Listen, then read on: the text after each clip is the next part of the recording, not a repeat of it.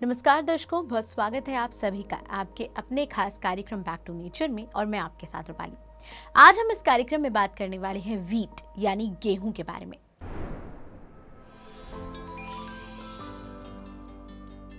दर्शकों, आजकल ये डिबेट काफ़ी ज़्यादा चर्चा में है कि गेहूं हमारी सेहत के लिए काफ़ी हानिकारक है या उसमें ज़्यादा कार्बोहाइड्रेट्स है। तो जिम जाने वाले लोग या अपने आप को हेल्दी रखने वाले लोग अक्सर इस डिबेट में फंस जाते हैं कि गेहूं हमें ज़्यादा कार्बोहाइड्रेट्स देता है, इसी वजह से हमारे लिए वो हानिकारक है। उसके बजाय हम दूसरे पदार्थों पर जा सकते हैं, जैसे कि मिलेट। आज हम इसी पर चर्चा करेंगे कि आखिर गेहूं हमारे लिए फायदेमंद है या फिर नुकसानदायक। इस पर बात करने के लिए हमारे साथ स्टूडियो में मौजूद हैं health expert naturopath doctor N K. Sharma ji. तो चलिए सर का कार्यक्रम में स्वागत करते हैं। सर, बहुत स्वागत करूंगी कार्यक्रम में। नमस्कार मेरा सबको। सर, पहला सवाल मैं यही लूंगी, जैसे हम वीट पर बात कर रहे हैं तो आजकल हम जब भी इंस्टाग्राम स्क्रॉल करते हैं, सोशल मीडिया स्क्रॉल करते हैं, तो ये देखा जाता है कि वीट को रिप्लेस कर दो मिलेट से, बाजरे से, ज्वार से। तो ये कितना ठीक और गलत है, मैं आपसे जानना चाहूँगा।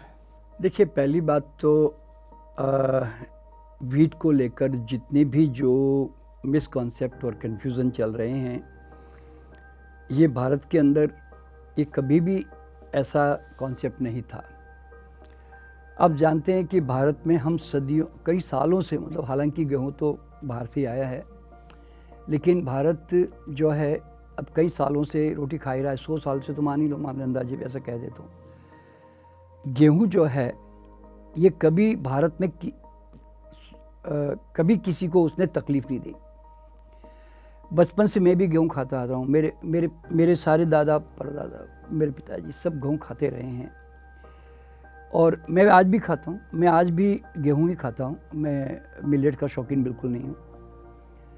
तो ये नहीं कि चूँकि मैं अपने पे प्रयोग कर रहा हूँ इसलिए मैं इसकी राय दे रहा हूँ। मैं ओवरऑल चूँकि मैं न्यूट्रिशन में बहुत खोज करता हूँ और जो रियलिटी है वो लोगों के सामने लाने की कोशिश करता हूँ। तो ये गेहूं की जो समस्या आई ना, ये वेस्टर्न कंट्री से आई है। ये भारत की प्रॉब्लम नहीं थी। ये ग्लटन जो प्रॉब्लम है ना, आपने देखा होगा कि पूरे भारत में ग्लटन फ्री ऐसा कोई प्रोडक्ट कभी था ही नहीं। आज से 10, 20, 25 साल पहले आप देखोगे किसी प्रोडक्ट पे लिखा नहीं रहता था ग्लटन फ्री। ये ग्लटन फ्री जो वर्ड आया, ये कहाँ से आया? ये बाहर यूरोप या अमेरिका से आया। ठीक है, वहाँ पे क्यों आया? क्योंकि वहाँ पर गेहूं का जो मैक्सिमम विकास हुआ वो होल व्हीट के रूप में नहीं हुआ। वहाँ पे विकास हुआ मैदे के रूप में, क्योंकि उनको ब्रेड बनानी थी और बेकरी की कई चीज़ें बनानी थी। तो मैदा उनके लिए ज़्यादा इम्पोर्टेंट था, मतलब इन सब चीज़ों में जो है।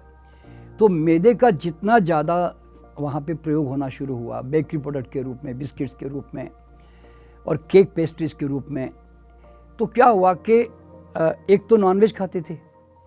तो नॉनवेज जो है उसमें कोई फाइबर नहीं, अंडे में कोई फाइबर नहीं। ठीक है, तो अब मैदा खाने लगे तो उसमें फाइबर नहीं। तो उससे क्या होने लगा कि जब हम इस प्रकार की चीज़ें पेट को देते हैं ना, तो पेट में हाई प्रोटीन सबसे ज़्यादा पेट में सड़ता है हमेशा। ये उसका नियम है। और उसके ऊपर अगर मैदा चला गया तो वो और जाके उसको जो है इरिटेट करता है उस चीज़ को, क्योंकि हाई प्रोटीन डाइट से क्या होता है, हमारी जो इंटेस्टाइन है ना वो हाइपर सेंसिटिव हो जाती हैं। तो फिर वो किसी भी चीज़ को, जैसे वीट में क्या होता है, ग्लटन होता है, तो उसको वो रिएक्ट करता है फिर, क्योंकि अभी वो हाइपर सेंसिटिव कंडीशन में है। जैसे अगर मान लो मुझे एसिडिटी बन रही है इस वक्त, तो मुझे अभी नींबू संतरा सब तंग करेंगे, तो मैं खाते ही मुझे एकदम और ज़्यादा प्रॉब्लम हो जाएगी। तो वहाँ पर भी क्या हुआ कि ग्लटन जो था वो उनके पेट को प्रॉब्लम करने लगा, क्योंकि रिपोर्ट में आने लगा कि ग्लटन खाया था जी, इसने ब्रेड खाई थी जी, इसलिए इसको प्रॉब्लम हुई जी। तो उसके कारण फिर ग्लटन के ऊपर जो ना लोगों ने ध्यान देना शुरू किया। और ये ग्लटन फ्री ये जो वर्ड है ये वहाँ से स्टार्ट हुआ। और हम तो फॉलोवर है, हम तो हमारी समझ और अकल तो लड़ाना पसंद नहीं करेंगे। हम तो कहते हैं जो अमेरिका करता है, जो यूरोप करता है, वेस्टर्न कंट्री करती है, उसको फॉलो करो जी, आराम से करो। तो और हमारे मेडिकल डॉक्टर भी सब ऐसे ही हैं कि वो जो कहते हैं वो सच है जी। तो फिर हमारे यहाँ पे भी क्या हुआ, धीरे धीरे वीट को लेकर जो है एक हौवा मैं कहता हूँ उन्होंने ऐसा क्रिएट कर दिया कि व्हीट तो जैसे कल्प्रिट है, अपराधी है, इतने सालों से आप खा रहे थे ना तो अब बड़ा गलत कर रहे थे जी, ये हमारे लिए फ़ायदेमंद नहीं है। तो वो बहुत बड़ी गलती कर रहे हैं लोग वास्तव में। व्हीट का हमारे पेट के साथ कभी भी कोई प्रॉब्लम नहीं है। हाँ, आप जब सर्दी जुकाम होती है तो उस समय आप अगर केला खाना, खीरा खाना बंद कर देते हो, ऐसा बोलते हैं ना, दही खाना बंद करते हो ना, तो उसी तरह जब आपकी बॉडी हाइपर सेंसिटिव है, कोई खास बीमारी आपको हो गई है जिसमें एलर्जिक रिएक्शंस हो रहे हैं, उस समय तो फिर कोई भी चीज़ को बंद करना पड़ता है। तो पूरे वर्ल्ड में जो व्हीट के अंदर जो ग्लटन है ना, उसके मुश्किल से 1% भी सीलियाक डिजीज़ कहते हैं, जो पेट में, आंतों में जो प्रॉब्लम होती है जिसमें ग्लटन पचता नहीं है उनका, तो वो 1% सीलियाक डिजीज़, यानी कि 99% तो लोगों को सीलियाक डिजीज़ नहीं है ना भाई। तो फिर उसको बैन करने का क्या मतलब है? और अभी भी आज भी लोग गेहूं खा रहे हैं ना, गाँवों में खा रहे हैं, सब जगह खा रहे हैं। ये मिलेट का भूत चढ़ा दिया गया है। देखिए, मिलेट अपने आप में, जैसे आज बाजरा है, ज्वार है, वो हर एक अलग अलग स्टेट का खाना है।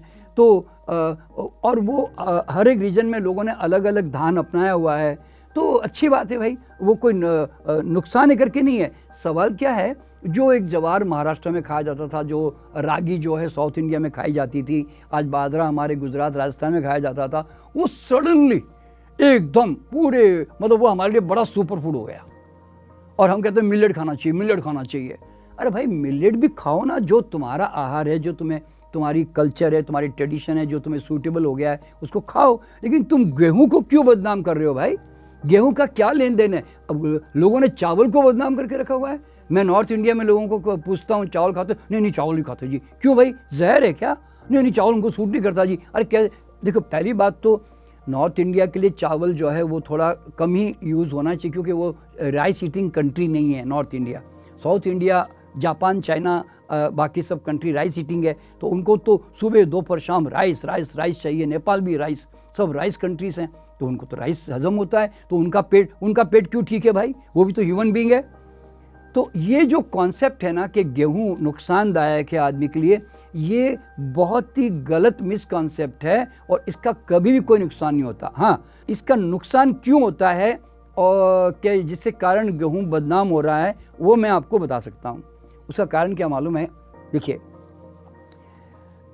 दलिया आप खाते हो, कितनी देर पकाते हो आप अंदाजे से बता सकती हैं मुझे? कि आधा घंटा ना, एक मिनिमम, ठीक है।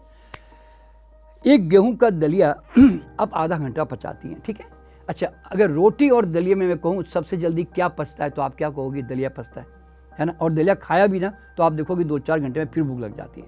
लेकिन रोटी अगर आपने खा ली, तो आपने अगर सुबह खाई, दोपहर को खा ली, तो फिर शाम तक 6-7 घंटे से भूख नहीं लगती ना। तो ऐसा क्यों भाई कि दलिया खाया और जल्दी भूख लगी और रोटी खाई तो भूख जल्दी नहीं लगी? कारण क्या है? क्योंकि दलिया जल्दी हजम हुआ। हजम क्यों हुआ? क्योंकि पूरी तरह पका। रोटी की समस्या क्या मालूम है? रोटी 2 मिनट में आप पका देते हो और 2 मिनट में जैसी वो फूली, आपने उसको समझा कि पक गई। और उसका खाली ऊपर की जो परत होती है ना, आपने देखा, वो थोड़ी ज़्यादा अच्छी लगती है हमें, आपने नोट किया होगा, ठीक है ना। और अंदर जो गेहूं होता है ना, वो अधपचा स्टार्च होता है, इसीलिए दांतों में जाकर अटक के दांतों में भी वो स्टार्च सड़ता है। मानव के ही दांत खराब होते हैं। अब दलिया खाओ, आपके दांत खराब नहीं होंगे। चावल खाओ, आपके दांत खराब नहीं होंगे। लेकिन गेहूं, रोटी खाओ, आपके दांत खराब होंगे। ब्रेड खाओ, दांत खराब होंगे। चीनी और उससे तो होती है। तो ये 2 मिनट वाली रोटी है ना, समस्या की जड़ यही है। तो रोटी जो है वो उसको अच्छी तरह करारा करके, उसको सेक के उसको खाना चाहिए। अब प्रॉब्लम कहाँ आ रही है कि 2 मिनट वाली रोटी में जो ग्लटन होता है ना, जो प्रोटीन, जो स्टार्च, जो चिपचिपा पदार्थ होता है, वो और ज़्यादा चिपचिपा बन जाता है। आपने कभी नोट किया होगा, आप नॉर्थ इंडिया में लोग तंदूरी रोटी खाते हैं, ठीक है। 5 मिनट के बाद गर्म करने के बाद अगर आप उसको ना खाओ, तो आपने देखा होगा उसको रबड़ की तरह तोड़ना पड़ता है। तो ये रबड़ की तरह तोड़ने का मतलब क्या हुआ कि उसका जो ग्लटन, जो स्टार्च, जो ग्लू टाइप का होता है, वो स्थिति में आ गया, वो रियल कंडीशन में आ गया। तो अब वो रबड़ वाला खाना आप अपने बॉडी को देते हो, तो आपको तो नुकसान उठाना है ना भाई। तो इसीलिए आपने ये भी नोट किया होगा, आप जब टोस्ट खाते हो, यानी कि जो रस्क खाते हो, जैसे बिस्किट क्यों पसंद आता है लोगों को मालूम है? क्योंकि well baked, well cooked, starch जो था ना, मैदा, उसको अच्छी तरह से रोस्ट किया गया। खाकरा आप है ना 10 खा लो, आपका पेट खराब नहीं होगा, आपको भारी भी नहीं लगेगा। क्यों?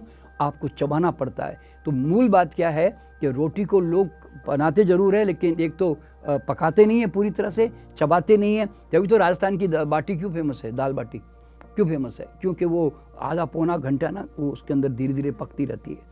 तो इसलिए रोटी पकाने के तरीके में हमारी गड़बड़ है। मैं कहता हूँ रोटी कितनी खोटी वास्तव में। तो इसलिए रोटी अगर आप गेहूं खाना चाहते हो तो मेरा मानना यह है कि अनाज खाने का सिंपल तरीका क्या मालूम है? कोई भी अनाज को आप उसको हमेशा भिगो कर उसको फुलाओ। जैसे दाल खानी है कि कोई भी चीज़ खानी है, उनको पहले भिगो दो, तो ताकि वो भीग के थोड़ा उसके एंजाइम जागृत होंगे, है ना, और उसमें पानी अब्जॉर्ब होगा। फिर उसके बाद जब वो अच्छी तरह भीग जाए, उसके बाद उसको धीमी आंच पे पकाओ। धीमी आंच पे पकाने से क्या होता है, उसके लॉस नहीं होती उसमें ज़्यादा, और कन्वर्शन होता है थोड़े उसके जो भी मिनरल्स वगैरह होते हैं। और उसके बाद उसको इतना ढीला ढीला मत बनाओ कि जिसको चबाना भी ना पड़े। तो इसलिए उसको ऐसा पकाओ कि जिससे आपके मुंह में दांत लगे, उसके अंदर लार मिले, उसको चबाना पड़े अच्छी तरह से। तो अनाज को इस तरह से जब हम खाते हैं ना, तो फिर वो हमें पूरी तरह चबाने से आधा पाचन यहाँ हो जाता है ना, तो फिर छोटी आंतों पे उसका प्रेशर कम पड़ता है। क्योंकि ग्लटन में क्या होता है गेहूं में, कि जब वो पूरी तरह नहीं पकता ना, खास करके, तो वो छोटी आंतों में जाकर है ना, फिर वो इरिटेशन पैदा करता है, सड़ता है पेट में। तो इसीलिए उसका नुकसान लोग बताते हैं। तो अब ये सडनली मुझे लगता है ये साइकोलॉजिकल प्रॉब्लम ज़्यादा हो गई है कि ग्लटन के बारे में आजकल चारों तरफ से हा हुल्ला करना लोगों ने शुरू कर दिया ना। तो अब वो सालों से जो रोटी आराम से खाए जा रहे थे बेचारे, वो अब उनको सडनली गेहूँ नुकसान करने लग गया। और नुकसान करने के पीछे एक रीज़न शायद ये हो सकती है कि लोग इतना जंक फूड खाने लग गए, हाई प्रोटीन खाने लग गए, तो उसके कारण भी पेट, और बगैर भूखे खाने लग गए, एक्सरसाइज की कमी कर दी, तो उसके कारण मुझे लगता है उनकी डाइजेस्टिबिलिटी, मेटाबॉलिज्म इतना लो चला गया कि अब वो इतनी सब चीज़ों को अच्छी तरह डाइजेस्ट नहीं कर पा रहे हैं, यूँ समझ लें, ठीक है ना। तो इसलिए उसके वो भी एक कारण इसका हो सकता है। तो इस तरह से गेहूँ को बदनाम करने की कोई ज़रूरत नहीं है। आपको अगर अच्छा लगता है, आप उसको एंजॉय कर सकते हो, आपको कोई दिक्कत नहीं हो रही, खाओ भाई। और आपको रागी अच्छी लगती है तो रागी खाओ, बाजरा खाओ। मतलब मैं कोई मिलेट का विरोधी नहीं हूँ, मैं कोई गेहूँ का विरोधी भी नहीं हूँ। मैं कहता हूँ जो कोई भी अनाज को है ना ऐसे सुपर फूड मत बना दो। अब तो वो मिलेट को लेकर लोग तो इतने दीवाने हो गए हैं कि अब घर में है ना, मैंने देख रहा हूँ लोगों के घर में गेहूँ गायब होता जा रहा है और मिलेट ही मिलेट आया जा रहा है, और लोग समझते कि बस हम हेल्दी काम कर रहे हैं। खा के देख लो। मैंने किताब लिखी है अनाज रोगकारक है। क्यों लिखी मालूम है? ये ग्रास के बीज हैं। क्या तुमको इन कच्चे रागी को देखकर, बाजरे को देखकर, जवार को देखकर क्या तुम्हारे मुंह में लाट टपकती है? लेकिन चूहे पक्षी घोड़े आके खड़ा खा जाएंगे। मैं कहता हूँ चलो जी उबाल के देता हूँ। मैं उबला हुआ जवार, उबला हुआ रागी, उबला हुआ बाजरा, या उबला हुआ और भी जो आजकल सावा चावल सब दे दूँ तुम्हें, क्या तुम उसको खा पाओगे? तुम बोले भाई साहब थोड़ा नमक, चीनी, घी, प्याज, अचार, चटनी कुछ तो मिल जाएगा जी, जिसके थ्रू खा लूँ। यानी कि जिसको इतना मॉडिफाई करके खाना पड़ रहा है उसको तुम नॉर्मल खाना मानते हो। लेकिन एक केला, चीकू, पपीता, आम खाने के लिए कुछ सोचना नहीं पड़ता ना, तो वो नॉर्मल फूड नहीं। ध्यान रखना, मिलेट भी कोई नॉर्मल फूड नहीं है। सिर्फ किसी में फाइबर आ जाने से, या किसी में कैल्शियम ज़्यादा हो जाने से, किसी में विटामिन सी ज़्यादा हो जाने से वो चीज़ कोई सुपर फूड नहीं बन जाती। ध्यान रखना। तो अल्टीमेटली जो चीज़ सीजन में आती है, रीजन में आती है, और जो होलसम है वही सुपर फूड होता है। बस सिंपल सी बात है। और ये गेहूं भी इसी तरह है कि चावल है कि गेहूं है कि बाजरा, जवार, जो आपको सूट करता है उसको एंजॉय करना चाहिए। गेहूं के दुश्मन बनने की जरूरत नहीं है, मेरा यूँ कहना है। जी सर, जैसे कभी भी कोई बीमार पड़ता है तो तुरंत उनको डॉक्टर यही सलाह देते हैं कि रोटियां हटा दो, चावल हटा दो। तो क्यों ये सलाह दी जाती है? क्या सच में इससे हमारी बॉडी में बीमारियां पैदा होती हैं या? हाँ, नहीं, देखो क्या होता है बीमारी में, आपने एक बात नोट की होगी कि एक अच्छी बीमारी और अच्छी भूख कभी साथ में नहीं चलते ना। सिंपल सी बात है। आज मुझे उल्टी हो रही, दस्ते हो रही, बुखार आ गया, मुझे कमज़ोरी आ गई, या मैं इस इमरजेंसी में हूँ, तो मेरा डाइजेशन की तरफ तो बॉडी में ध्यान रहेगा नहीं ना। बॉडी की सारी मैकेनिज्म हीलिंग प्रोसेस में लगी रहती है ना, रिकवर करने में। तो डाइजेशन का जो डिपार्टमेंट है ना वो हमारा क्लोज हो चुका होता है। तो उस समय फिर हमें लिक्विड पे रहना पड़ता है क्योंकि हमारी बॉडी कुछ ले नहीं रही है। तो सॉलिड फूड तो सारे के सारे बंद करने चाहिए भाई, चाहे वो दलिया हो के, खिचड़ी हो के, रोटी हो के, चावल हो, वो तो उस समय आपको पचेगा ही नहीं। इवन कई बार तो केले तक भी नहीं खाया जा सकता, यूँ भी समझ लो, बल्कि सिंपल नींबू पानी, नारियल पानी, जूस, सूप, सब इन पे रहना पड़ता है, क्योंकि बॉडी लेने को तैयार नहीं है।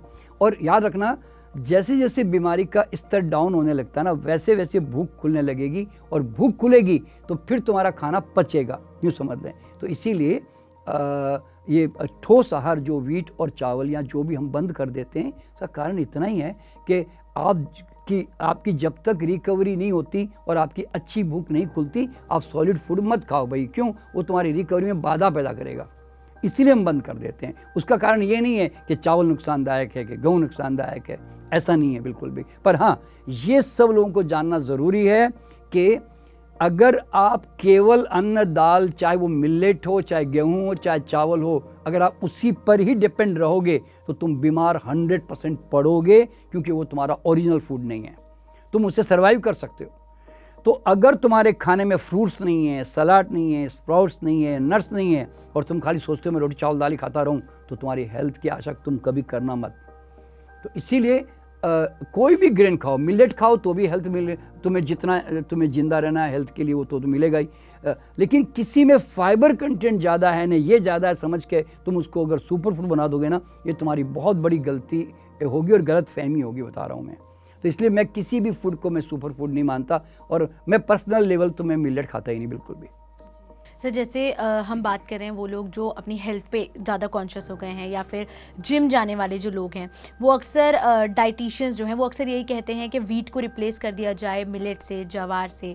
तो मैं जानना चाहूँगी कि क्या सच में वो हमारे फैट कंटेंट्स में या फैट रिच फूड है वीट? सबसे पहली बात क्या है, आज से 10-15 साल पहले है ना, मिलेट का भूत नहीं था भारत के अंदर। आज से 10-15 साल पहले की बात कर रहा हूँ मैं। ये भूत है ना अभी चढ़ा आजकल। और अब ये न्यूट्रिशनिस्ट, ये काय के न्यूट्रिशनिस्ट, मुझे समझ में नहीं आता। अभी कुछ दिन पहले तक तुम्हारे दूसरे खाने सब अच्छे थे, और सडनली तुम्हारे लिए एकदम मिलेट तो सालों सदियों से खाया जा रहा है, और वो सडनली तुम्हें रिकॉग्निशन नहीं हुई इतने सालों में भी तुम्हें कि मिलेट इतना अच्छा खाना था। तो 50 सालों से 100 सालों से उसकी अच्छी प्रचलन होनी चाहिए थी, और ये सडनली कुछ डॉक्टरों ने उसके ऊपर काम किया या कुछ बात कर ली, और सारे न्यूट्रिशनिस्ट, सारे डॉक्टर्स जो है ना, बोलते हैं ना, हाथ धोकर पीछे पड़ गए और गेहूं चावल को जो है दुश्मन बनाने लग गए। देखिए, बॉडी का सिंपल सा सिद्धांत है, आप जिम जाओ कि मेहनत करो कि आप कुछ भी मत करो, शरीर अगर कोई आहार बॉडी में जा रहा है ना, शरीर उसमें से लेकर अपना शरीर बनाने की कोशिश करता है। आपने देखा होगा कई ऐसे कंट्री है जहाँ अनाज का प्रचलन कम है। कई कंट्रीज़ में केवल आलू पे, जैसे ईरिश लोग जो हैं वो आलू पे रहते हैं, तो उससे उनको कार्बोहाइड्रेट मिल रहा होता है। हमारा कार्बोहाइड्रेट हमें चावल और गेहूँ उससे मिल रहा होता है। तो प्रोटीन के सोर्स तो 50 है भाई, तो सारे प्रोटीन खा लोगे क्या भाई? जहाँ तुम्हारा प्रोटीन जहाँ पैदा हो रहा है, जिस सीजन रीजन में, वो खाओ तुम अपना।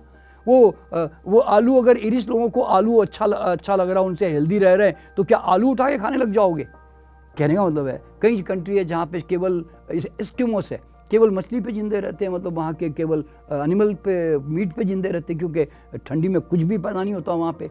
तो इस कंडीशन में क्या है, देखिए हमारा शरीर ऐसा है ना कि कुछ भी, किसी भी चीज़ में से अगर मैं खाली पत्ते भी खा लूँ ना, तो भी मेरी बॉडी में से स्टार्च, प्रोटीन, फैट सब निकाल के जिंदा रख लेगी हमें, और हमारी बॉडी को बना देगी। तो ये समझना बड़ा ज़रूरी है कि ये जो जिम जाने वाले लोगों को जो गेहूं खाना अभी बंद कर दिया, ये मतलब एक प्रकार से इसका कोई लॉजिक नहीं है। कि देखिए, सिंपल सा सिद्धांत है, मुझे भूख लगी और मैंने खाना खाया ना, तो मेरा बॉडी जो है उसको 100% हज़म करेगा, और जो हज़म हो गया वो कभी जहर नहीं बनेगा और कभी बीमारी पैदा नहीं करेगा। मूल बात है कि आपको डाइजेशन के नियम अपनाने चाहिए, और आप जो खा रहे हो उसको सिंपली कुक करना चाहिए। बोलते हैं ना, बहुत ज़्यादा हाई हीट पे कुक करना, ऐसे होता है ना, जैसे तंदूरी रोटी बहुत हाई हीट पे पकती है, तो ये सब चीज़ें नुकसान करती है। तो अपनी घर की सिंपल रोटी, सब्जी, चावल, दाल आप खा रहे हो ना भाई, तो उसको एंजॉय करो ना। क्यों इतना कन्फ्यूज़न में फंस के जी रहे हो? तो मतलब ये सब भ्रम से लोगों को बाहर निकल जाना चाहिए। जी सर, आप बार बार बात कर रहे हैं फूड अडेप्टेशन की। जैसे हम साउथ इंडियन लोगों की बात कर रहे हैं तो वो चावल से अडेप्टेड हैं। हम बात कर रहे हैं नेपाल पे भी आपने बताया कि जापान में ये सब फूड अडेप्टेशंस हैं। स्किम्स में लोग मीट खाते हैं। तो मैं जानना चाहूँगी फूड अडेप्टेशन किस तरह से, क्या हर किसी एक रीजन की एक फूड अडेप्टेशन होती है और उसमें अडेप्ट हमारा डाइजेस्टिव सिस्टम खुद करता है? अभी आप मान लो कि जंगल में चले जाते हैं और आपको खाने को कुछ नहीं मिलता, तो आप कोई भी जंगली फल खा लोगे, आप जिंदा रह जाओगे। और रहते हैं लोग, ऐसे करते भी हैं। आपको खाली पत्ते खाने को मिल रहे हैं तो आप पत्तों से काम चला लोगे। आपको लगता है रूट्स निकल रहे हैं ज़मीन से, रूट खा के आप खा लोगे। अब रामायण में तुम पढ़ते हो कि राम जी ने फल कंद मूल, ये 3 वर्ड यूज़ करते हैं, फल कंद मूल, यानी कि कंद यानी कि मूल यानी कि ज़मीन से निकलने वाली जड़ें, वो उन्होंने खाई तो स्टार्ची थी। तो जिंदे रहे ना भाई, 14 साल तक मस्त रहे ना। राम जी का कोई बीमारी पड़ने का कोई लक्षण तो बताया नहीं आज तक किसी रामायण में। तो कहने का मतलब ये है कि our body is designed in such a way कि वो किसी भी चीज़ में से अपना starch, protein, fat, mineral, vitamin निकाल लेती है। अगर आप जहरीली चीज़ भी खा रहे हो और उसके अंदर भी कुछ चीज़ है तो बॉडी उसमें से निकाल के जिंदा रह लेगी। ये बॉडी की इकोनॉमिकल सर्वाइवल की बहुत बड़ी हैबिट है। तुम कम ऑक्सीजन दे रहे हो तो बॉडी सर्वाइव कर लेगी, उसमें भी करती है ना। लोग अभी घरों में रह रहे हैं, सब बंद है तो कम ऑक्सीजन में जी रहे हैं लोग, है ना, तो भी जिंदे हैं, तो भी 60-70 साल तो निकाल ही देते हैं ना हम लोग भाई, इस तरह से। तो इसका मतलब ये है कि बॉडी कुछ भी खाकर जिंदा रह सकती है। इसलिए इतनी वेराइटीज़ अलग अलग रीज़न में लोगों ने खाई और सब लोग अपने आप में जिंदे रह रहे हैं। हाँ, लेकिन वो जनरली वो जो खा रहे हैं वो सब कुकिंग कर के खा रहे हैं, रॉ मैक्सिमम नहीं है। तो हर एक रीजन में, हर एक कंट्री में बड़ी बड़ी बीमारियां उनके साथ जुड़ी हुई है। सिंपल सी बात है। हाँ, बीमार नहीं पड़ना है तो food must be natural, wholesome and raw, क्योंकि उससे बॉडी को टोटल अवेलेबल होता है और उसमें कुछ डैमेजेस नहीं होते। तो आग और मशीन में बर्बाद करके आप हेल्थ की आशा मत करो, मैं यूँ कहता हूँ। जी बिल्कुल सर, आप हमारे कार्यक्रम में जुड़े और वीट को लेकर जो भी मिथ्या लोगों के दिमाग में मौजूद हैं उसको बर्स्ट किया, उसके लिए आपका बहुत बहुत धन्यवाद। Thank you very much. तो दर्शकों, हमने आज के कार्यक्रम में जाना कि मिलेट, ज्वार, बाजरा, वीट ये सब हमारे ही खाने के लिए बने हैं और हमारी बॉडी अपने आप इन फूड्स को डाइजेस्ट कर सकती है। हाँ, अगर हमें किसी भी तरह की तकलीफ है तो हम ज़रूर इन आइटम्स को, इन फूड आइटम्स को इग्नोर कर सकते हैं कुछ समय के लिए, लेकिन ये फूड आइटम्स हमारी बॉडी अच्छे से पचाने की क्षमता रखती है। उम्मीद है आपको इस कार्यक्रम से जानकारी मिली होगी। इस कार्यक्रम के लिए इतना ही। बने रहिए बैक टू नेचर के साथ ही दर्शकों, अगर आप हमारा ये कार्यक्रम टीवी पर देख रहे हैं तो हमारे यूट्यूब चैनल को जरूर सब्सक्राइब करें और अगर यूट्यूब पर देख रहे हैं तो हमारे बाकी सोशल मीडिया प्लेटफॉर्म्स को फॉलो करना बिल्कुल ना भूलें। नमस्कार। TMC हिंदी बदले जीवन।